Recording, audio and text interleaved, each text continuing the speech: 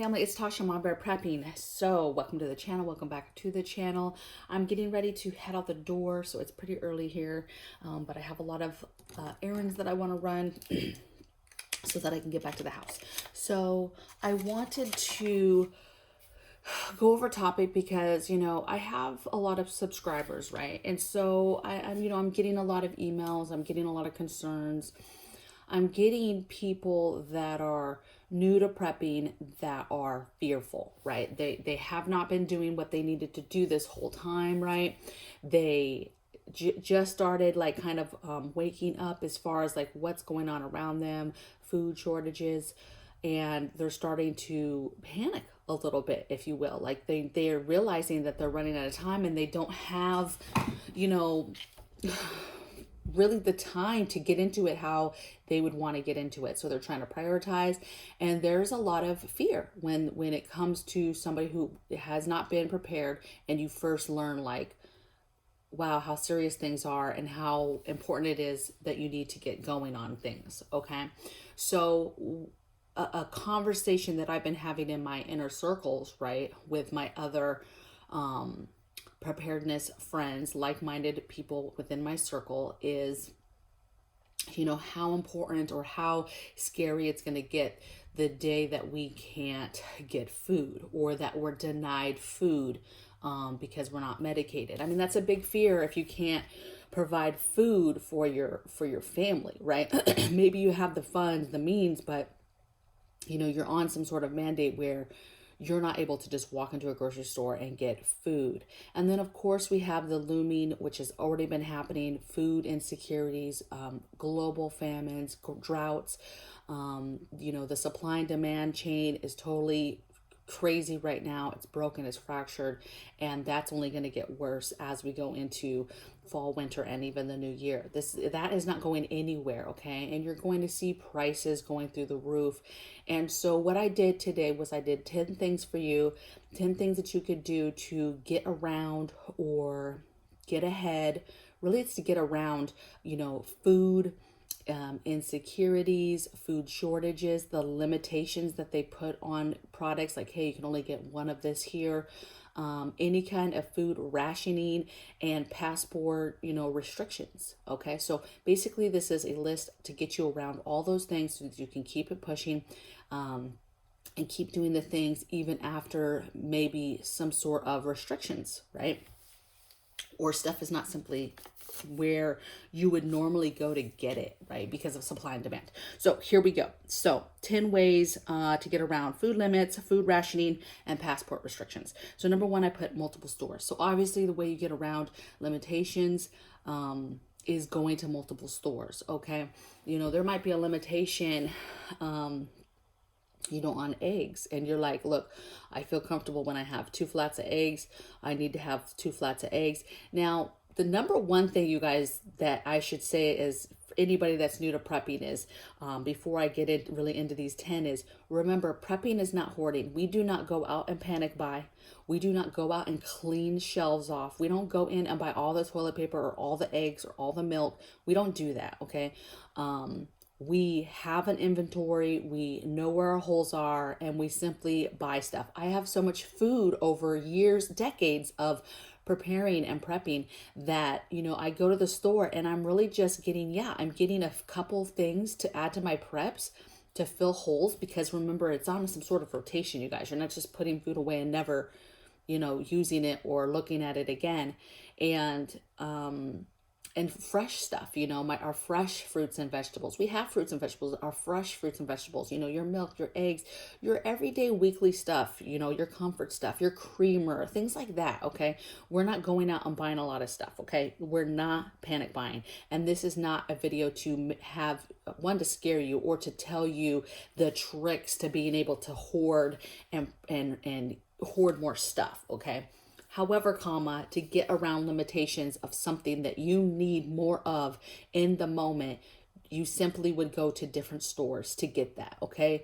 Vaughn's has a limit. You get 1 thing of eggs. You go to Walmart. Walmart has 1 thing of eggs. Okay, cool. You've got your 2 flats of eggs that you feel comfortable or that you need for your family size for the next 2 weeks, okay? All right, next one is continue to only fill the holes in the must-haves, right? We're not going out and buying a whole, up all the Campbell's soup. We're just going our inventory and what do we need to replace, and that's it. Number 3, I have look for alternatives. So, you have products that you're used to using, and sometimes if there's going to be limits, things are going to run out, or any kind of rationing or restrictions, whatever, you're going to want to be looking for alternatives if you still want that type of product in your preps or in your home right now. If you guys are serious milk drinkers, and then all of a sudden you can't find fresh milk anywhere, where are your alternatives? Is there a local farmer that sells goat milk or cow milk or whatever, right? Is there dry milk? Maybe you can just start getting the dry milk and use that. I mean, it really just depends what you're doing to be able to get those alternatives. So think of the alternatives and start getting the alternatives in your preps. That way it's not such a burden if, you have a limit of some sort where you're only able to get something, or something is not on the shelf at all. All right. Number 4, I better number these, or I'm just going to forget. Okay. Number 4 is, buy local farmers markets. So farmer markets are great. You can find them, on the internet where they're at. You can go to various little towns around you. You don't have to go to the actual one in your town. They have them all over, and you could go to multiple farmers markets. I promise you, they're not tracking like, did you go to the farmers market in wherever? Okay. So go to farmers markets because they have all types of stuff. They have holistic people there that sell holistic oils. You have obviously fresh fruits and vegetables, fresh meat. You have people there that are selling fresh catches, fresh fish, all that stuff. You have healthy stuff, healthy options. Maybe your chip head, vegetable chips. Stands that I go to, they have vegetable chips. Baby, beet chips. I don't know if you've ever had beet chips, but they're actually pretty good. Okay. So, and it's very, very healthy for you. Beets for your system. Okay. High blood pressure, that type of thing. Beets, amazing. So think about your alternatives. Check out your farmers markets. Okay. Number 5 is your fruit and veggie stands that you see, that you drive past from the way home or wherever. Those little fruit stands that sell fresh fruits and vegetables are often not that expensive, and those people are trying to make a living, and it's great food. It's nice, it's fresh. A lot of times those stands will have other things, fresh flowers. They might have jars of something that they make and sell, okay? Or they have some other bougier stuff in there, right? There's a stand that I go to that has some hot pickles. I mean, it just depends on where you're going, but don't pass those up. Start stopping and seeing at a minimum what they have to offer there. Okay. So when, a food runs out of the store, you have an alternative of where to find, different food. Okay. Different fresh food. Oftentimes it's going to be 10 times better and way more delicious than the food that you're getting in the store anyway. Okay. So check out your fruit and veggie stands the next time, you're just driving past them. Number 6 is local beef and pig farmers, right? So your animal farmers, just do a Google search and see what's in your area. Where is the closest beef farmer, pig farmer that actually sells? Some of these places have little stores right there that you can go and buy fresh meat from. Okay, so get those contacts now, figure out what's around you, make connections to be able to buy. And again, it's fresh, it's delicious. And then you come home and you preserve it in a way that will make it last for a long time, right? Put some in your freezer. I would can some, that type of thing. All right. So local beef, pig farmers, basically your animal farmers. Okay. Next thing I had was number 7 is find the closest Amish. Some states are more predominant than others for having Amish communities, but find out where the closest one is. They oftentimes have big warehouse stores where they sell stuff. And I don't know if you've had Amish food or done business with Amish. I think that fresh butter from the Amish is one of the most amazing things that I've ever had in my mouth. I mean, Amish, it's awesome, okay? And they have these huge stores, warehouse stores where they sell their stuff. And they sell like totes and buckets of rice and all types of stuff, you guys. And so check out Google, try to figure out where your closest Amish is. where maybe you have a location where you live. Check out if there's Amish in that area. Is there Amish maybe somewhere where family members live that you go to visit? So maybe you do a trip where you're doing some trip to visit family, but you check out the Amish because you know they're close by there, and then do a load up there. Okay, but getting to know these other sources is going to be very, very important as we move forward with where we're standing in regards to our food system and being able to continue to get food in your house.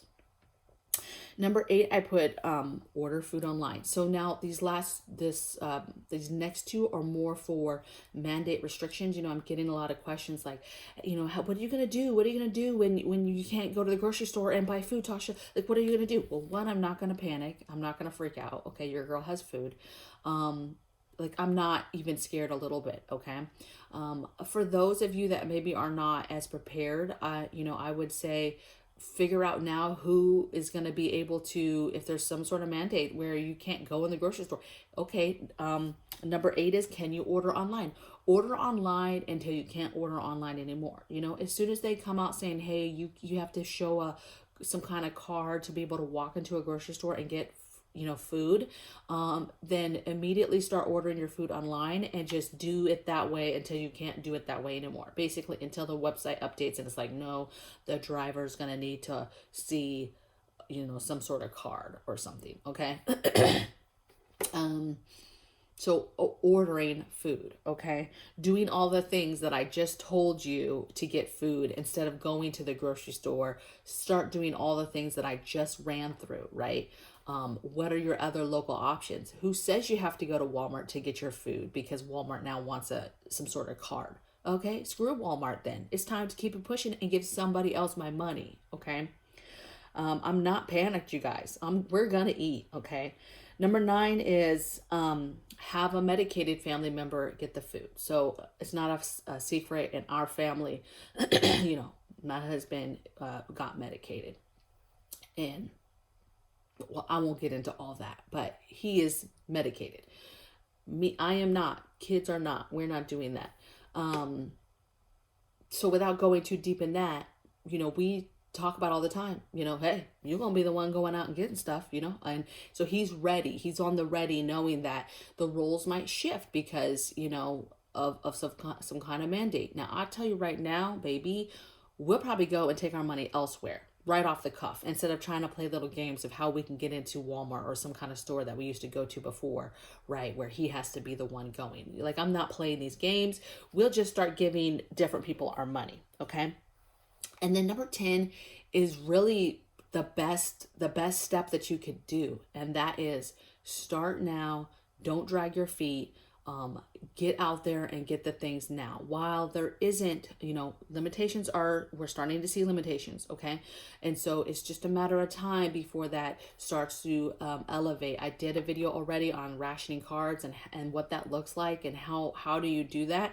And you want to get out now before we get into full-blown limitations. Limitations are not in all stores right now. Before we get to full-blown, any kind of food rationing where we're saying each family only gets so much food. And then, of course, the biggest one that is looming over all of us is the threat of saying that you will deny us the ability, those that are unmedicated, you will deny us the ability to go into said store, a grocery store. I could give 2 shits if they're like, you can't go to a concert or you can't go somewhere, you can't go to a bar or something. Who cares? Okay. Like, life is not about somebody dictating where you go. You do other things. Like, how dare you? But you definitely need to be thinking about the stuff that you should be concerned about, like denied food at some sort of grocery store. Okay, what is your plan as a family to get past that? What can you do right now today to get ahead of that, to get ahead of limits, to get ahead of food rationing? It's not going to get it's not going to get any better. And if anything, it's going to get worse in regards to less and less food on the shelves. For the last 3-4 months, it has been trending less and less and less food, okay, on the shelves. Pretty soon there won't be food on the shelves, okay? And then you have inflation that was already here, and it is gonna go through the roof, okay? A lot of families are, there might not be, they won't even care that there's limits or whatever because they cannot go in the store because they don't have the money to pay for it, okay? Listen, I just think that it's a topic that I have a lot of subscribers hitting me up for, specifically my new preppers. And so whether you're a new prepper or an older seasoned prepper, there's things on this list that you need to be utilizing and figuring out now, okay? If you're seasoned and you've never kind of ventured out on where else you could get food, local farmers, yeah, I get some of you guys are already kind of homesteaders and kind of already do that a little bit and kind of already in that world, but there's a big urban population that has never ventured out, and there's local stuff that you can do for meat and for fruit and vegetables, and start utilizing those resources to get food, okay? And, try giving somebody else, some money. The actual person that is working hardcore with their hands to grow that food. Vice just walking into some kind of corporation like Walmart and getting, because it's so convenient and easy.